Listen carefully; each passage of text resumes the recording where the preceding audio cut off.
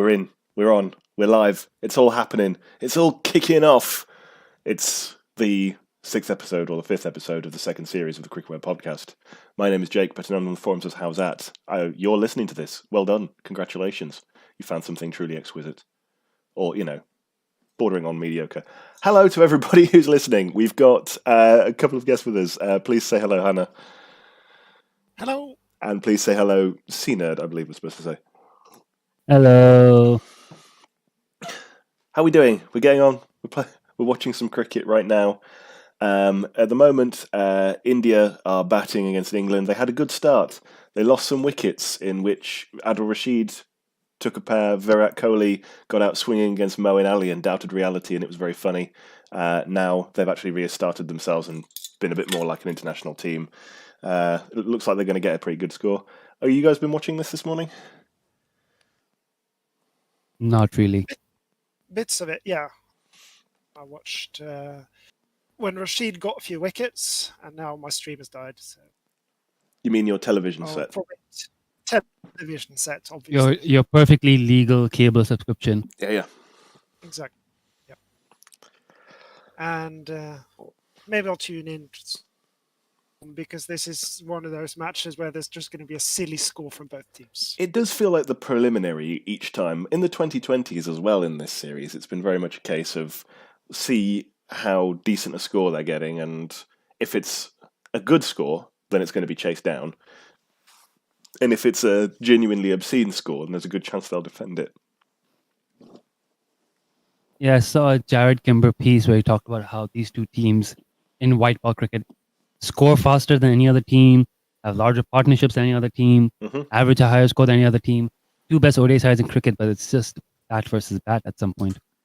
Yeah, and you get series like that, and every now and then, especially in these sort of in-between jam ODIs, they call them, right? Meaningless ODI series, where all the best batsmen are playing over and over again and hitting hundreds against bowlers that keep rotating around. England have been playing, Reece Topley, Sam Curran, who's definitely not first choice in ODI cricket, and Liam Livingstone got a bowl.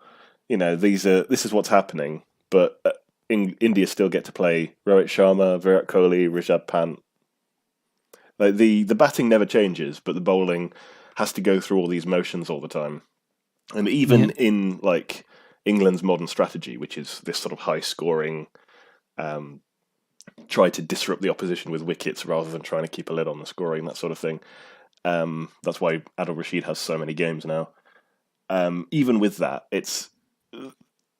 people only ever talk about this high scoring craziness during these series where the second string bowling attacks are playing. And it's not a second string attack, but you can kind of see the disruption there. When it gets around to the World Cup again, or even the World 2020, normal scores, and people are going to forget that they ever wrote all these columns about bat versus bat. Well, depends what kind of pitches we get as well, I guess. But I looked at the bowling averages for the England attack, and pretty much all of them are above 35. Yep. So, in any other era, that would be sub-Zimbabwean. It's true. But I don't think ODI cricket, especially bowling statistics, really tell you what's going on very well anymore. For example, even if you have two guys with identical bowling averages and the same number of wickets in the same number of games, if one of them is taking their wickets in the last 5 overs and one of them is taking their wickets at fairly even intervals through overs like 20 to 40, then the second guy is having like so much more impact on the game, 10 times, 15 times the impact on the game. So, yeah, I think ODI statistics, not so much for batting, but definitely for bowling, have kind of started falling apart in the last, probably in the last 15 years, but certainly relatively recently. Yeah, I mean, this is so hard to say, but the quality of the bowling is obviously not reflected in these matches because you have the conditions we play in these jam ODIs are not the same we play in major ICC tournaments. Usually. So bowlers who are capable, like someone like Bhuvaneswar Kumar, you look at his pure stats from the series, it's not going to look that great, but he's bowled phenomenally well every time he's got a chance. It's just not going to be reflected as such. And then when he comes over across the World Cup, something he'll probably fight for at some point. Mm-hmm. Kind of meaningless. I feel the energy in the field generally in these games tends to be a bit low as well. Everyone's kind of saving themselves, not trying to throw themselves around too hard. Yeah, and people are getting injured, so it makes sense, right? Rohit Sharma on the boundary in the second ODI had some kind of like problem where he had to go off. Jofra Archer has injured his hand, he's going to have surgery. So yeah, people are getting hurt. They're not going to throw themselves around for the sake of... What are they playing for? Does anybody know the name of this trophy? I don't think there's a trophy. I think there are league points. Okay, for some league points. Yeah, there are World Cup. There is a World Cup qualifying through this series, but yes, if India and England don't end up in the right position, they'll just change the rules. Yeah. Yep. Fundamentally, that's what will happen. Yeah. There's kind of no way. ODI Super League. The ODI Super League is a cool concept. It's just again, until then, unless we see it completed through to one whole season and see them repeated, it's hard to believe in the concept. Same with the World Test Championship. It's a good thing that India qualified because it feels like they might actually get a second one now. But if they lose terribly to New Zealand, then it might not even be a final anymore. Yeah, too true. We're supposed to have Super League matches here in my town this year, but yeah, for Netherlands. Oh, yeah, but COVID. Yeah. Pakistan was supposed to come over. I was looking forward to that because you could have a genuine upset of Pakistan playing overseas in Europe on Dutch pitches. Yeah, exactly. Well, it's kind of easy to be dismissive of these tournaments and such, and they are a little bit weird and take a bit of getting used to. I still can't really get behind whatever scoring system they use for the World Test Championship that would have let Australia in, for example, if England had managed to actually beat India in India. But it has been such a baptism of fire for it, trying to get this 2-year cycle together in a 2-year period where the entire rest of the world has gone to shit. And trying to start that and try and get something behind it, get some kind of momentum behind it, not with the weird kind of momentum that people talk about with between matches. I mean, like some kind of buzz about it, some kind of fan interest. And if it gets to the end of the World Test Championship and actually it becomes a really big series, then well done, honestly. Like, it shows that there's real merit there. Yeah, I'd agree with that. Talk about context in games as well. It's hard to find context in series as it is being played. I'm sure once you go through a whole ODI Super League loop and we have a final and we have teams being eliminated from the World Cup due to this, then we're going to see the next leg around. People are going to look at an ODI series like this and actually start thinking when they're picking the squad, oh, you actually need to win games here, rather than just like an extended warm-up with the assumption that you'll somehow qualify the World Cup anyways. Yeah, and if they're going to do that, they need to have more stages to the qualifying, right? You know, like obviously you can't really compare cricket with football because on the one hand you're talking about 9.5 competitive teams, and on the other hand, wow, I'm going to object to that, but continue. And on the other hand, you're talking about like 30. So, you know, the qualifying is a whole different ball game. But it is true that, you know, in the qualifying for, say, the Football World Cup, there are a lot of games that don't really mean anything unless you're at a particular tier. So, for example, you know, whether or not Portugal are playing Andorra doesn't matter because you know one team is going to win, and you know that like the test for Portugal comes later on, but they've still got to win the group, so they still have to be able to do all that stuff. Meanwhile, there's a team like, say, Scotland, who don't usually qualify for the World Cup, but they always go into those qualifiers thinking they have a decent route to it, like they have a chance. So what you want to structure is just something that has a meaning on each tier. Right, so for every side going in there, there's something that they can get out of that game, other than just trying out their players or having like putting on something for the broadcaster, right? You can see what the purpose of it is. Yeah, in football, most of those games have ended up being put on for the broadcasters now, so it's just going to be the way it is. But I think certainly for teams like Netherlands, them playing all of those Super League matches or none, that's a huge difference, and I'm not sure that's the greatest approach. Like playing 30 ODIs and against England, Australia, and losing 25 of them, that's not going to be great for cricket here. You reckon you're going to win 5? Well, 2 against Ireland and maybe 1 against Zimbabwe or something, and then the rest gets rained off. The weather here is going to mess up a lot of games, and we don't have the drainage that England do. Yeah, it's there are challenges. I still think it's the structure of it matters in order to help people see what's happening. Every time you change the structure, that's when you get friction and resistance from the fan base, isn't it? So if you keep something regular enough, then it automatically has its own context. That's why something like, say, the Ashes or the World Cup, if it has that regular basis, then it feels like it means something. It has legitimacy. Yeah, whereas when they start changing it, when they start messing with it, for example, in the Ashes, when they started doing in 2013, when they had, we're going to play 1 series in England and then 1 series in Australia immediately afterwards, that's only ever sort of met with negativity, not because people don't like watching England against Australia test matches, they obviously do, but because that seems to betray the nature of the occasion. And then, so if you're having something, it almost doesn't matter what it is. If you repeat it often enough, it becomes a tradition, and traditions matter. Yep. Agree. So, but, sometimes if you repeat something often enough, it still doesn't matter. Like, for example, this one ODI that we're watching right now. Because Sam Curran is bowling to Rishabh Pant right now, and I just think, this is just going to end badly.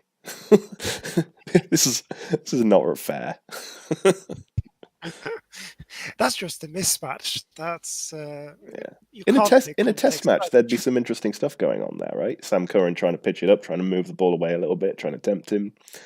In an ODI, it's just oh dear.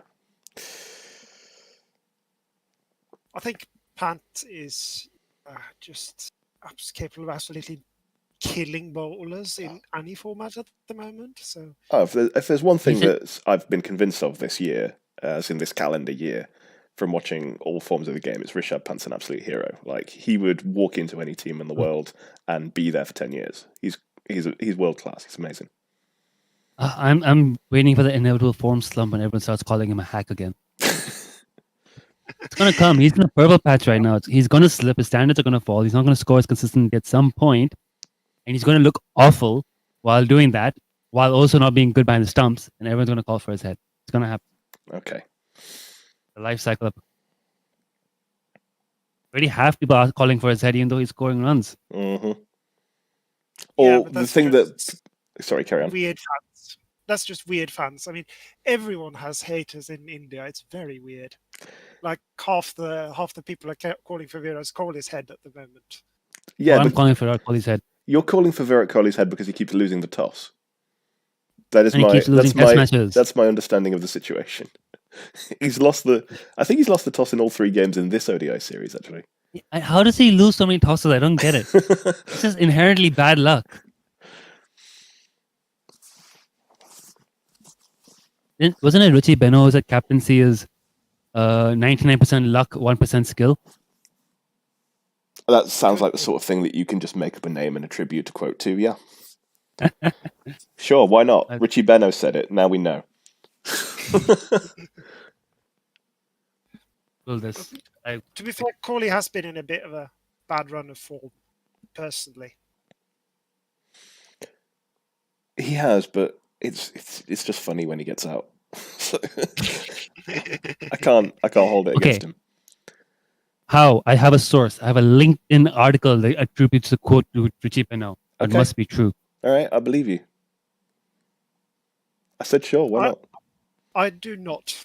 LinkedIn sources are actually worse than no sources, in my opinion. So we've got an ODI on at the moment that doesn't matter. there's some more countries that don't matter that have been playing cricket recently. Wow. That's a really harsh thing to say about New Zealand, okay? I mean, what do you want me to say? Like, they're down there at the very, very bottom of the planet. They get left off of maps all the time. They lose games they don't lose. Yeah. No one cares about New Zealand. Yeah. They took they made it to a World Cup final and got and made it so as it didn't even have a result. And so we just decided it was their problem. Like, this is what they're there for. No. Exactly. We are going to get kicked off the site. It's fine. We'll be all right. There's no New Zealand mods. They don't matter. They legitimately do not matter. Yeah. But they are beating Bangladesh over and over again, which... Yeah, Bangladesh have never won a game in New Zealand, which is depressing and not going to change. Is that right? Because I remember quite a while back, they Bangladesh, like when they first started getting together a side that could actually win regular games, they had 2 series where they won all the games against New Zealand back to back, but those both in Bangladesh. At home. They demolished New Zealand at home. They actually have a pretty good head-to-head record with New Zealand in neutral venues. But when they head over to that godforsaken country, they can't win a thing. Maybe it's because it doesn't really exist. Yeah, it's a fake country. Yep. It's all scripted. None of this cricket's actually happening. That's the only way they beat COVID, because it's not real. And these are big wins, right? This is like... 3-week quarantine is indoctrination to make you believe that New Zealand exists. All right, I think we've shifted it somewhat from doesn't matter to doesn't exist. I'm not sure which is worse. But if it's all a conspiracy, could you explain a few things from watching Bangladesh in New Zealand? Sure. Firstly, what happened to Shakib Al Hasan? Is he just injured again? Because he's got back into the side, didn't he? He's taking a break, apparently. Okay. And he now wants to skip Bangladesh's next couple of test matches because of the upcoming IPL, so that's causing friction with the board. Mm-hmm. Shakib's basically reached a point in his career where he knows he's good. He doesn't have to prove it to anybody. He's getting money playing other stuff. It's towards the end of his career, and I think he just doesn't care anymore. I think he's saying, he's given everything he can give to the team, to the country. He copped a 1-year ban, which everyone forgot about because of COVID. Now he's just, doing his own thing. So Shakib's out of the framework for now. And I think Mushfiqur Rahim got rested for the most recent game. Tamim Iqbal has gotten injured. And fast bowlers are playing. All the fast bowlers are literally bowling for the first time since COVID, because they don't get to bowl in games in Bangladesh. So they get put on a plane, sent overseas, and then being told to warm up and bowl again. They're trying their best. Looking at the scorecards, because I haven't been able to watch this. You don't watch games in New Zealand because New Zealand doesn't exist. It strikes me that with no Shakib, no Mushfiqur, no Tamim, and no Mahmudullah as well, who's kind of been on his way out for a little while, Bangladesh have now pretty much come to the end of the generation that made them a decent cricket team. Yep. So, is that, are they going to go backwards from here? Like, is that momentum something carried forward? Was that just a group of half a dozen players that were just much, much better than the players that came before them? It's going to be those one step forward, 2 step back for these guys, because the talent is still there. A lot of really good talented players have been found. They're not exactly being groomed the best way. They're being pigeonholed into roles that probably this doesn't really suit them. They're backing certain players who haven't quite clicked yet, and now the country itself is going through a bit of a political upheaval. There's just a bit of a lot of instability around Bangladesh cricket. Just the coaches also, I think the coaching staff is on the verge of change. The director, what's his name? President of the BCB has so much day-to-day micromanaging going on of the actual squad, and there's so much comments coming out in the press about who he thinks should be playing, who he thinks should be dropped. Bit of a mess, right? So it's hard. It's kind of going on the Sri Lanka route, where the talent will always be there. It's just you're waiting for some sort of stability, some sort of consistency, and some sort of winning culture to emerge, and then just hope that rises into a good generation. Kind of like what West Indies went through for a while as well.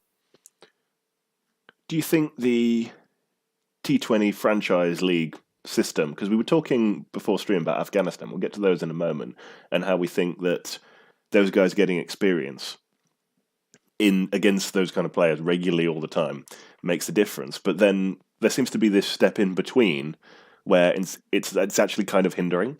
So Bangladesh on the one hand, Shakib Al Hassan seems to have to choose between going and making money and playing that kind of tournament and playing for the national team in some games where there's actually quite a lot of second string players going on. And, you mentioned the West Indies. They've famously had their trouble trying to hold on to their players in a board that can't really afford to pay them compared to the franchise leagues. So it feels as though there's this disconnect, doesn't it? Between, on the one hand, the way that players have a lot more independence now can help get professionals into the very small sides. Your Afghanistan, your Hong Kong, your Nepal. But in that sort of, second half of the traditional top 10, it's actually, it's hindering. Well, I disagree slightly because I think if it were not for these franchise T20 leagues, youngsters wouldn't really take cricket seriously as a profession in those countries. If you're a youngster looking at what Sri Lanka or West Indies or Zimbabwe or Ireland, any of these countries have been going through in terms of the professional international cricket structure and politics and payment issues and what the maximum cap you could potentially earn as a cricketer, and you would not take it up as a sport if you're a talented athlete, especially if you have other sports available to you. If you see that, hey, there's a way for me to circumvent the system, and if it doesn't work out for me, I can get a career, a contract in the CPL, in the EPL, in the IPL, and play professional franchise tournaments that are not T20, T10, sixes, whatever, in different parts of the world. There's an opportunity to make a career. So you'll actually take the sport seriously. And we're seeing with West Indies right now is that generation have come through the CPL, who are now stepping into the national squad, have that big game composure, have that belief that they can compete with the best, have maybe not the skills for red ball or 50-over cricket quite yet, but basic skills are there. You play fast bowling, you play fast bowling, you play spin, you pull up the ball, you pull up the ball. It's just about refining those skills. So the talent is coming through. And what's working for West Indies right now is that talent is coming through that generation. If somehow it's clicked, right? They found a team culture that seems to be working, a team balance is working. They found a leader who likes to lead. They got an opportunity to play a lot of international cricket recently, so they're going down that route. And I think you need these. If you didn't have a professional tournament, I don't think these countries would have the talent pool to be competitive to begin with.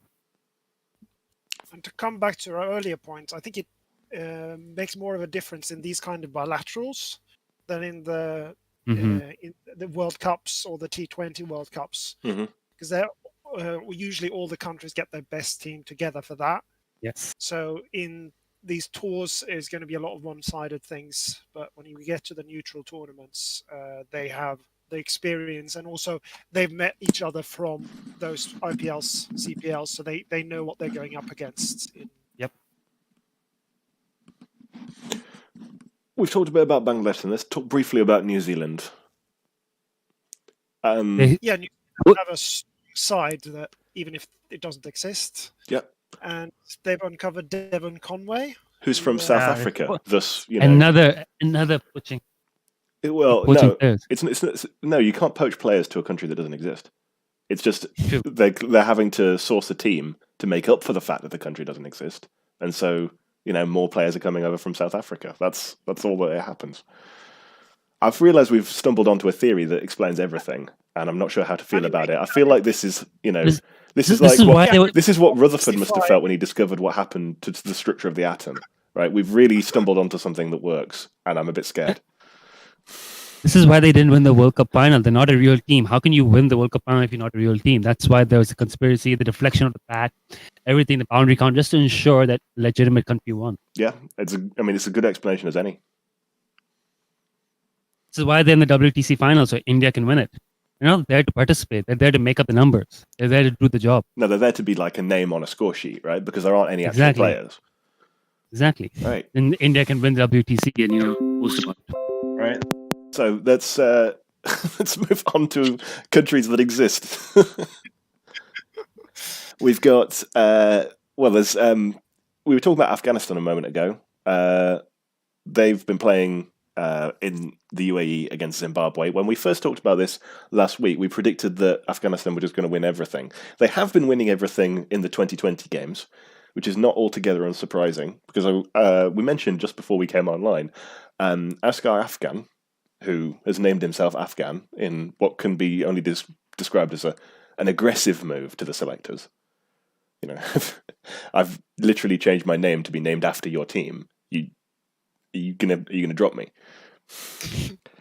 But he has won more 2020 internationals than every other captain.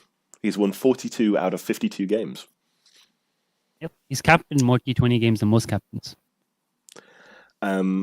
Most of that in his early career was against the likes of, you know, Oman, Nepal, Hong Kong. So shit. You know, games that like it's part of the games that Afghanistan were moving past, right? They proved that they belonged at a higher level than that. And then even in recent years, in the last 3 or 4 years, they've mainly, in 2020 cricket at least, they've played one tournament in 2016 against, you know, a variety of teams, but mainly it's just been beating Zimbabwe and Ireland over and over again in what is comfortably those two teams' least favourite format. I mean, Zimbabwe are not a great white ball side, but the test matches were fun. Yeah, so in the test matches, Zimbabwe won the first one, largely on the strength of Sean Williams' batting. Oh, the seam bowling. Seam bowling. Yeah. Because what happened was Afghanistan were batting first, and they thought they would make a huge score, as later happened. But Muzarabani and bowled a really good spell, and Yauchi kept taking wickets from the other end with... he bowled one decent ball in the over, and that kept taking a wicket. So they were bowled out for something like 160, and then Sean Williams was the only one to make a score, and then they did it again in the second innings.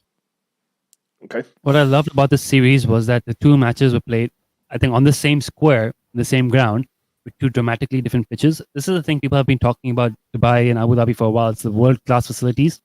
They talk about how they're able to replicate any pitch, any square in the world, how they have within maybe the same square, different blocks of different clay, so you have different surfaces.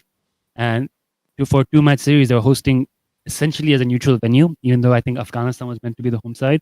Yeah, they produced one pitch that was good for Zimbabwe, one pitch that was good for Afghanistan. Each team won on the pitch that suited their side, 1-1, perfectly diplomatic, perfectly entertaining, wide variety of skills tested. It was good. I still don't understand why Afghanistan picked 3 spinners for that first test, though. Well, they picked 3 spinners. I don't understand their selection in either game. If you look at what happened in the second match, they had a guy that neither batted nor bowled, and one of their, I think their third... He could have had 20 runs, right? That one guy? Yeah, their third bowler was one of the opening batsmen, who is just a part-timer. So they picked almost no bowling at all. They had a wicket-keeper coming in like at number 8, who never managed to actually bat, because in that second test, they piled up 500 for 4 or something like that.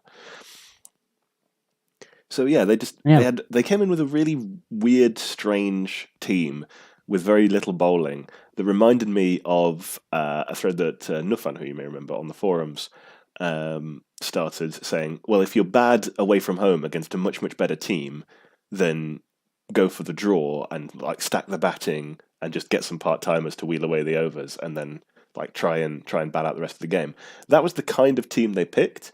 But it was for a game that was ostensibly a home game, admittedly in the UAE, against a team that they should have been favourites against. It was very odd. It's a new strategy we're seeing more and more of in the subcontinent, where teams have realized that if you have 2 spinners who are going to do the bulk of the bowling, you don't really need a full bowling attack anymore. You just need a token fast bowler, a 4th guy who does something, and you can just stack your batting and works out. India have been toying around with this, with having 2 spinners and then someone like Washington Sundar, who's essentially there as a batsman, and then a couple of quicks. Bangladesh have tried and done it and failed doing it because they're miserable somehow. And Sri Lanka have dabbled with this too. It's a new... I'm not a big fan of this new subcontinental team building, but it seems to be working in these conditions. Old, though? Yeah. Like, if you look at it was very old. The 70s and 80s, yes. You have India opening with 2 seamers who basically bowled 3 overs. One of whom was usually Sunil Gavaskar. Exactly. Yeah. Yes, it's a renaissance of that old school kind of playing 11. It works. It's not orthodox or what you would call conventional cricket, but I don't hate it. I mean, it's not great, but once in a while. Yeah, I mean, if I just feel they need kind of need to develop seam bowlers to be competitive overseas. Exactly. So it's a bit of a defensive strategy in that way. And they should have really. I'm surprised Afghanistan couldn't like match Zimbabwe for pace in that first match, because their pace bowling attack has traditionally been very good. I just feel for the guy who was picked to play on debut and didn't get to bat or bowl. He batted in the run chase. I remember that I was following him closely. I think he got to bat in the run chase, but got out for like a duck or something. Oh, okay. Well, picked to play on debut and then sat with his pads on for like 3 days. Yeah, exactly. We've got more cricket around the world that our listeners probably never watched. That's one that has apparently been. I think the word you used was directed by cnerd. Yeah. So, without going into many details, there was a series in Hong Kong recently. We live streamed it across YouTube and Fancode and quite a lot of views. It was basically the best players in Hong Kong playing each other in T20s with final. So I got to be behind the director seat and help manage the camera cutting, audio, streaming quality, replays, things like that, make highlight packages for it. A lot of fun. I think a couple of things stood out. First thing is that club cricketers dropped a lot of catches, a lot of stealing. It was a bit stunning. Second thing was Nizakat Khan is easily, and I've said this multiple times, easily the most watchable batsman in associate cricket around the world. I think in all associate cricket, he's the most watchable batsman. If you want to narrow it down to Asia, he definitely is. And honestly, I'd put him on par in terms of watchability with the likes of Kohli, Babar Azam, those guys, just in terms of watchability. Such a stylistic, awesome batsman. He had 100 in the tournament. I always love watching him score runs live. There's a whole highlight package on YouTube of him batting. If you haven't seen it, go see it. And third big takeaway is, yeah, bro, I reckon cricket is hard. You don't say. You reckon? So the quality of the coverage you said was impacted slightly by some fairly new people. Yeah, we don't have professionals, right? It's all people just working, trying. Like, I'm not a professional director. Our cameramen are not professional. We had 3 stationary cameras at different angles and 1 roaming camera.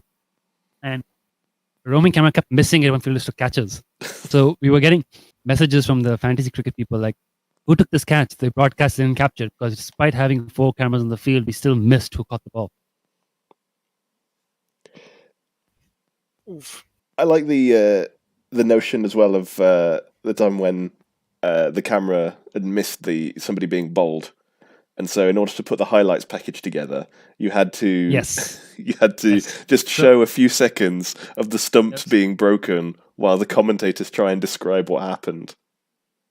But it worked. So because I can play instant replays on the stream, so I got a little sloppy and I would play the replay and then watch the replay I was playing without coding in what happened on that ball. Once the game was done, when I went to generate the highlight package, I had coded in the wicket well after the wicket had happened. So the coding software only captured the zoom in on the stumps with the bail knocked off and commentators describing what had just happened, and then the batsman sad trudge off back to the pavilion. It's left to your imagination to figure out what's on there. And perhaps what the viewer imagines says something about them. It's artistic, really. I left it in for a reason. Yeah. Beautiful. Go check it out. Game 3 highlight pack. And so we come to your favourite performance of amateur games in Hong Kong, which is not too far removed, realistically, from performances in cricket matches like the one that we're currently watching. By the way, after all my bleating, Sam Curran did manage to get Rizab Pant out. Oh. Is it Gora? Yeah, so they're 5 down, but they've still got plenty of runs, and England are probably going to be chasing 350 or so.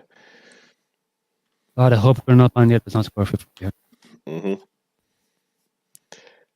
Meanwhile, we're going to talk a little bit about these games that don't matter in a bit more detail, because we've got performances in games that don't matter as our 11, which is something that I found quite difficult to research, because if you Google games that no one remembers, you tend to find lots of games that people remember really well, because that's what people tend to write about, believe it or not. So I don't understand why. My method for this. You go first, Max. Oh. Hello. Okay. You go first, Okay, so- cnerd. So I was saying my method for this was just looking up top performances across different metrics and then seeing which one of those I did not realize had happened. That's a fair model. I Okay. think our hosts. Yep. There you are. All right. Do So you want who? to start us off with someone, cnerd? Chris Gayle apparently scored a 200 once. This was in an ODI. I think against who was it against England? Exactly. No one remembered. Yeah. It was actually in a World Cup, 2015 World Cup against Zimbabwe. Right. And this is the sad part. Zimbabwe got a wicket second ball. Dwayne Smith, bowled to Nashe Panyangara. And they're like, yeah, great start. Sent into field first. Got a wicket. Then next wicket they got was on the last ball of the inning. It was Chris Gayle for 215. The other end, Marlon Samuels, 133. So if my maths is right, then that's 353 runs. plus extras for 2. Yeah, 372 for 2. And then they didn't even get to bat out the whole innings. I think for some reason the second innings was shortened to 48 overs, probably because of time lost due to lost balls or something like that. And they only managed they lost by Duckworth Lewis, the ignominy, by the small matter of 73 runs. They got close. This is closer than I would really expect of them to get. So yeah, that'll do it, because I certainly don't remember that game, but it was the 2015 World Cup, which means that I will have watched about 4 games of it and then decided that I hate cricket. So that'll do. I've got another opener. I mean, a lot of it was played in New Zealand, which doesn't exist. So we've established. Oh, God, it's all coming together. I have another opener, Tammy Mcbell. Ooh, what did he do? In games that you will probably remember, because this is one of your favourite players making a mark in international cricket. But I don't think anybody before about 2015-ish, every Test match against Bangladesh was a foregone conclusion, and therefore performances in them either before or against Bangladesh didn't really matter very much, other than for the person in question. And so Tammy Mcbell's performance against England in 2010, where he came in to Lords and Old Trafford and got successive hundreds in innings defeats. I remember this so well. You can't say it mattered very much, because it had absolutely no impact on the series or scoreline, and it had no impact on the matches or the way that England approached them. They were still playing some of their reserve bowlers. They were still thinking mainly about the series in the summer against Pakistan and the Ashes later that winter. But Tammy Mcbell scored some hundreds in them, and I thought it was pretty fun. Tammy Mcbell's and hundreds were fun. I remember that. Only bright spot of the entire tour. Any top orders that from you, Hannah? Yeah, I've got one. So, keeping on the New Zealand doesn't exist theme, England went down there in 2008, and they say they've won the series. I haven't found anything to disprove that. And Andrew Strauss scored his highest score of his career with 177 in the third test. And I don't think anyone remembers that. Nope. Yeah, I do remember the series. I think it was either the one down there or the one previously where England made the change of their bowling attack that was basically to determine the next 15 years or so of Test cricket, which was changing Harmison and Hoggard for Anderson and Broad, both in one go. So I remember the series for that, and England coming from behind to win. I don't remember the individual innings from Andrew Strauss, though. That is very true. And, it happened in New Zealand, so it happened in the middle of the night. I've got another Go on. top order option. A top order all-rounder. So very few players have scored 100 and taken 5 wickets in ODI, the same match. Most of the names on the list are fairly illustrious. Viv Richards, Sachin Tendulkar, Ganguly, Jasuria. One which I've got. Paul Collingwood?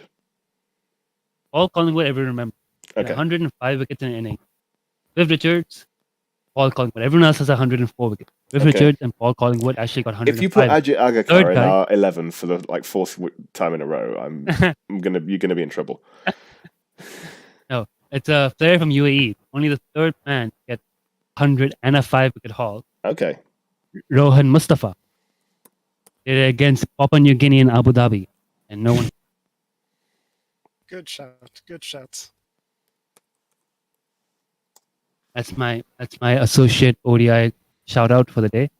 Fair enough. Should His matter. career average is 21 as well with the bat.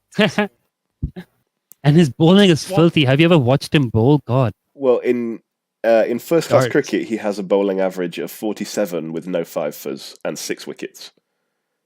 Go. So Rohan Mustafa. yeah, And he was captain. well, if he's had his finest hour, then we shall include it. I've got one more top order, which is now kind of middle order once you get to this, which is Rahul Dravid against the West Indies. There was a series. Was it the one? Yeah, there was a series. I think it was just before England were going to host India for a summer. And it was like that big one where it was like for the world #1 position, where people were hyping that up a bit. And it was one of my favourite ever series because, India came over and got belted, which doesn't happen very often anymore.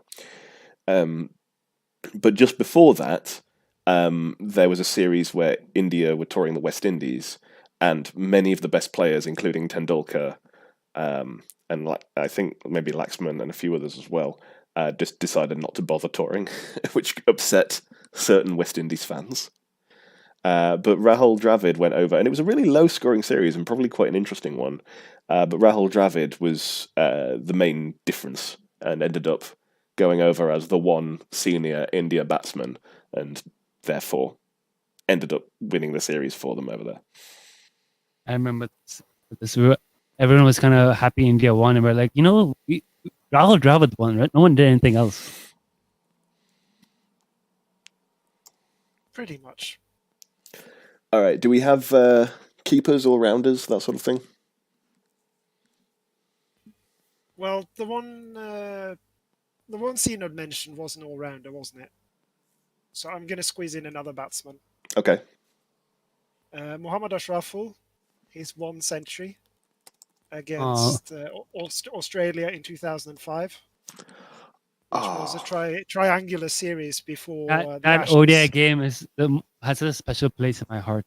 That game, you just said no, it doesn't matter to anybody. It definitely didn't matter. All right, do you remember who won the Tri-Series? England. See, I'm going to have to look that up. I don't know why I tried to test you. But you basically had a 50-50 shot of calling it. So I'm not sure I believe you. This was the ODI that made me a proper Bangladesh fan. Because at that point, I was kind of a Bangladesh fan because they're an underdog. And when Ashraful went and did that, I'm like, oh my God, my team, my boys. And then there was just 15 years of misery since then. Brutal. Mohammad Ashraful. No one is more emblematic of like Bangladesh cricket than Mohammad Ashraful.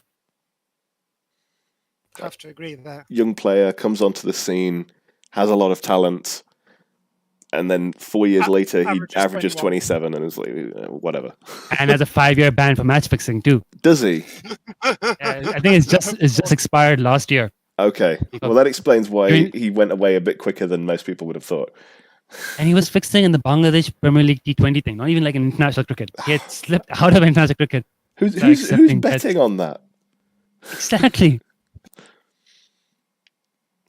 I don't know if I can put that in. I remember that game.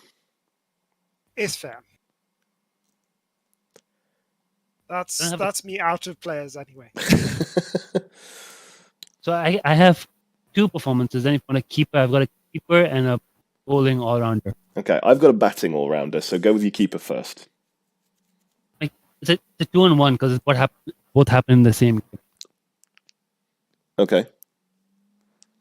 So Mohammad Shahzad, everyone knows him, 6 ODI 100s. The Afghanistan opening keeper batsman. So he once hit 101 of 88 balls opening the batting for Afghanistan Ireland. In of itself, fairly unremarkable, but in that same game, Gulbadin Naib the bodybuilder turned cricketer, somehow stumbled upon captaining the team, captaining it while Asghar Afghan was in the 11, mind you. Took 6 for 43, holding himself for some reason, won the game against Ireland. So, in that game, Mohammad Shahzad and Gulbadin Naib both putting in very good performances against a very strong Ireland team. Full of a good win, a tough game that no one cares about.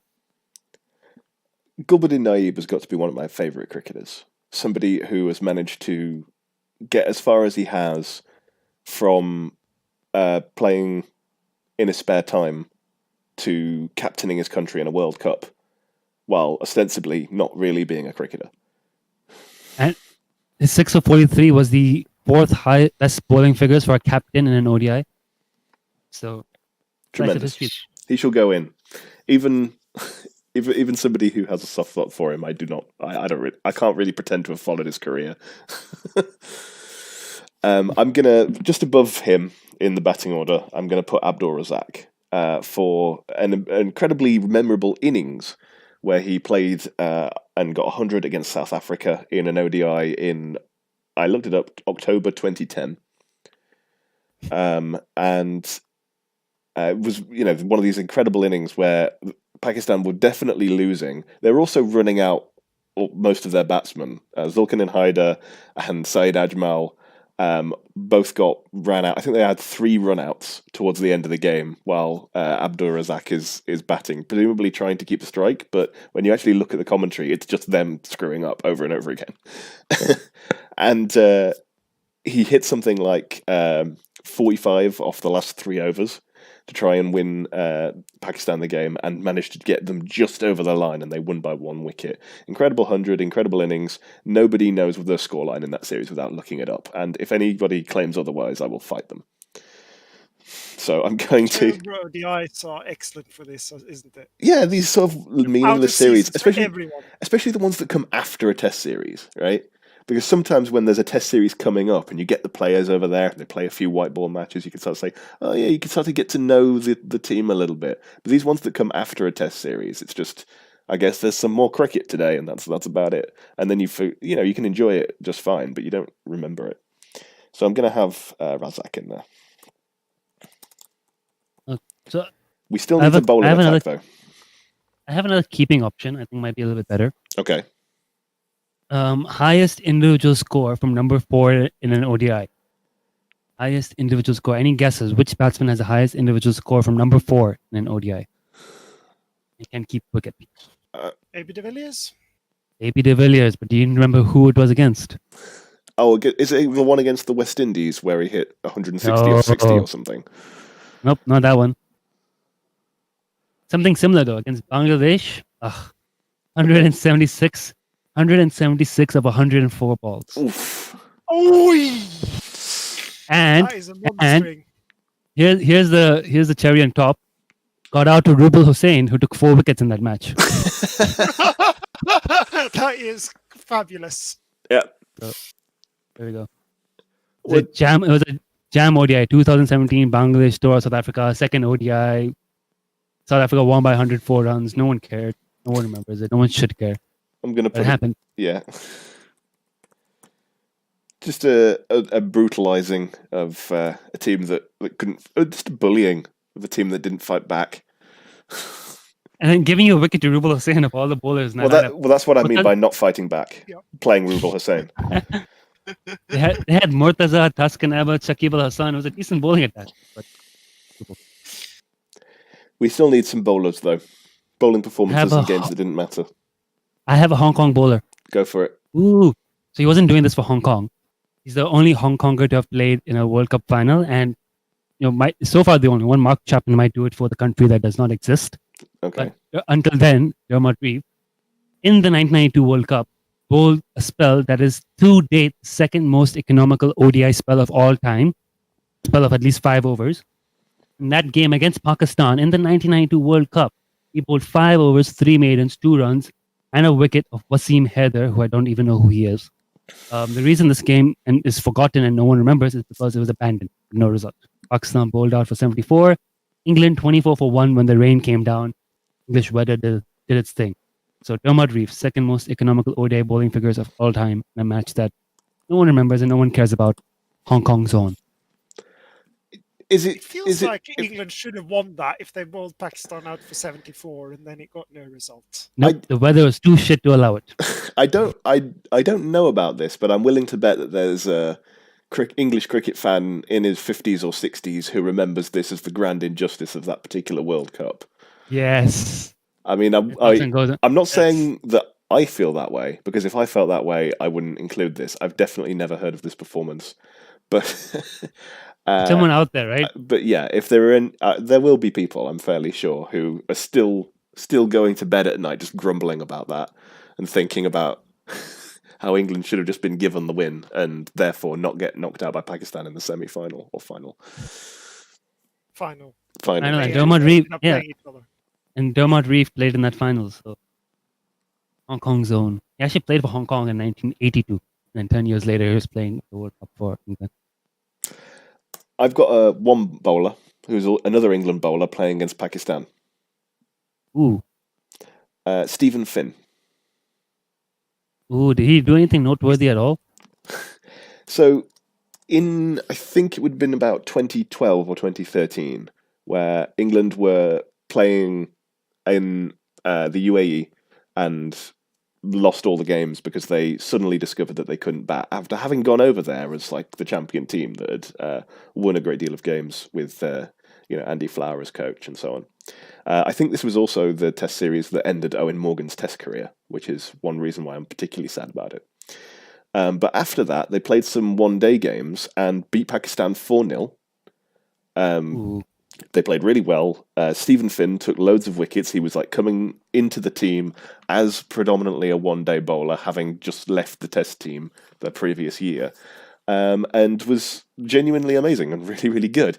The reason why it didn't matter is firstly because you didn't remember this series, and secondly because a year-ish later, Stephen Finn's playing in the Ashes, has a bad game at Trent Bridge and gets dropped for 2 years under the basis that he was that bad and was called completely unselectable by some people in the English establishment because all his achievements were in games that didn't matter.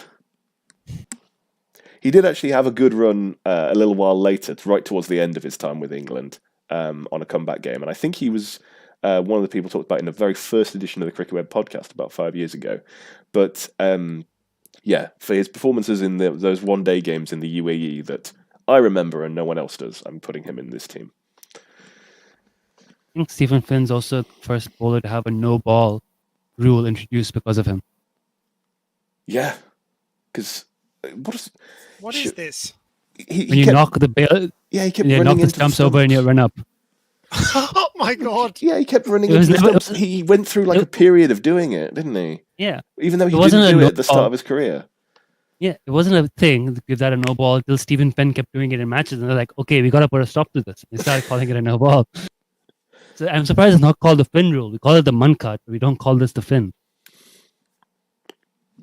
It's even more forgettable, I guess.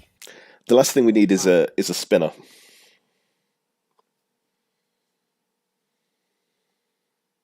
Well, in before all the Australians say all spinners are unforgettable, but I'm sure Mustafa bowls spin. Okay, well then we need some other player. Phil Simmons. Okay, go on. The single most economical bowling figures of all time, I believe. 10 overs, 8 maidens, 3 runs, 4 wickets. So 1992, in a game no one cares about. 4 for 3 in 10 overs. All right. Yep. I mean, I didn't know about this. Hold on. Was it a World Cup game again? Or? It was a World Series game. Was that the same thing that Benson had World Series? No, that was the Tri-Series thing the Australians had for 10 or 15 years. So think about this. Same year, this happened right after the World Cup. So in March 1992, Dermot Reeve has the second most economical ODI figures of all time. Okay. At that time, it's the most economical ODI figures of all time. Till December 1992, when Phil Simmons beats it against Pakistan also, this time in Australia. So they start the season off. Was it? Oh yeah, both in Australia. Adelaide and Sydney. There we go. So twice in Australia in the same year, Pakistan recalled the receiving end of the two most economical ODI figures of all time, Dermot Reeve and Phil Simmons. Doubly medium pace seemed to be the Achilles heel in 1992 in Australia. All right, he's in. That makes our 11 Chris Gayle, Tammy Mcbell, Phil Simmons, putting him up the order, why not? Andrew Strauss, Rahul Dravid, AB de Villiers, Rohan Mustafa, Abdur Razzaq, Gulbadin Naib, and Dermot Reeve and Stephen Finn. It's a lot of batting. Yeah. Hashtag back deep. Yeah. Modern day ODI lineup. It's a modern day ODI lineup in a game that doesn't matter. Yep. There's more cricket going on in a country that doesn't exist. Yeah. Is it in New Zealand actually, or is it in Australia? It's in New Zealand. Yeah. There was a series the spring for them 6 months ago in Australia, and now Australia are coming over to New Zealand for the return leg essentially because of COVID. They don't go anywhere else. Yeah, and surprisingly, I actually managed to watch some of this one because they managed to put it on late enough that I could get up on a Sunday morning and watch a little bit of cricket. We're talking about New Zealand hosting in Australia women. And I think New Zealand have just thrown one away, haven't they? That pretty much seems like it, yeah. They put a score that seemed a bit too low, 130 for 6. And then they had Australia 14 for 3 in reply. And then in the middle overs, they dropped 2 big catches, and Australia chased the target down with 2 overs to spare, with Ashley Gardner actually being the woman of the match with 73 not outs and 3 fairly big sixes. Which is, considerable. In the nobody else, I think, got more than about 28.